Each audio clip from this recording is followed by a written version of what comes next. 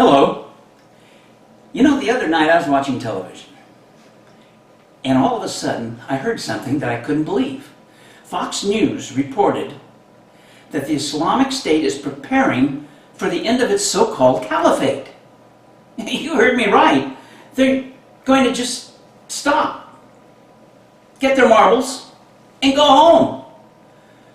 This after killing children, crucifying people on crosses, putting them in cages and putting them in water so they can drown, lighting them on fire, and even more horrendous things. Now they've decided it's no more fun, we're kind of bored, so we're leaving.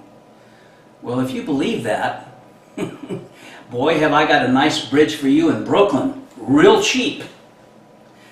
Now, actually what's happening, and a lot of the news reporters and the politicians won't tell you this, they probably aren't even aware of it, but in Islam, unlike the Judeo-Christian religions, it's permissible to lie.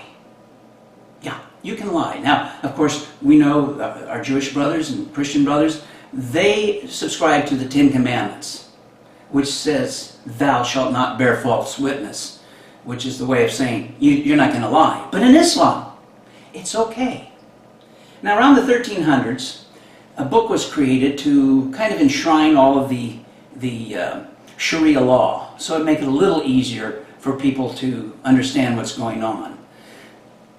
And in it, it's called The Reliance of the Traveler. And it's the classic manual of Islamic sacred law. And it says, quote, speaking is a means to achieve objectives. If a praiseworthy aim is attainable through both telling the truth and lying, it is unlawful to accomplish through lying, because there is no need for it.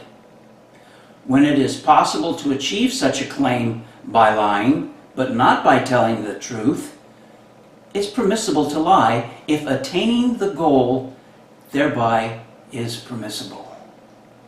Now, we know that the God of the Bible can't lie. He's not a man that he should lie. And we have many scriptures, both the Old and New Testament, that attain to this. However, in Islam, the God of the Quran can lie. And he is a deceiver. As a matter of fact, we read in the Quran that, and I'll just go back to, we'll just jump in on this surah verse. And they, the disbelievers, schemed, and Allah schemed against them. And Allah is the best of schemers. Now that's found in Surah 3, verse 54. Some translations say planners. Allah is one of the best of planners. But in the context it's given, it is better rendered plotters. Now what's interesting is we have elections coming up in America.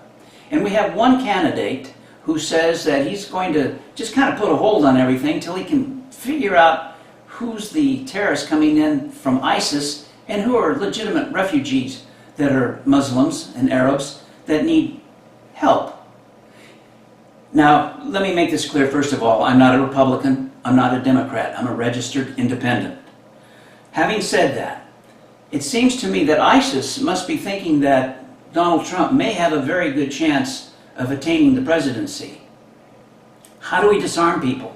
How do we get the focus off of our terrorist if I'm ISIS? And I'm over here in the Middle East and I want to affect the election in Washington. So at first we came out with our people saying Islamophobia and Muslim haters. That didn't seem to work so well. So now what we can say is, oh, it's over.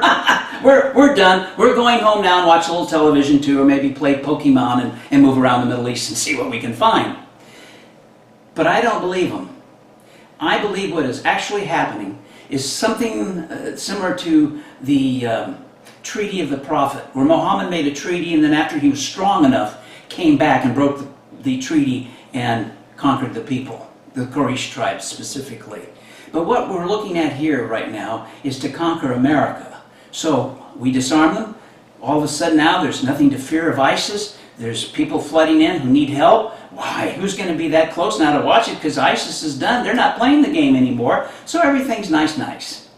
Just something you might want to think about and keep your eyes open. I don't trust them. neither should you.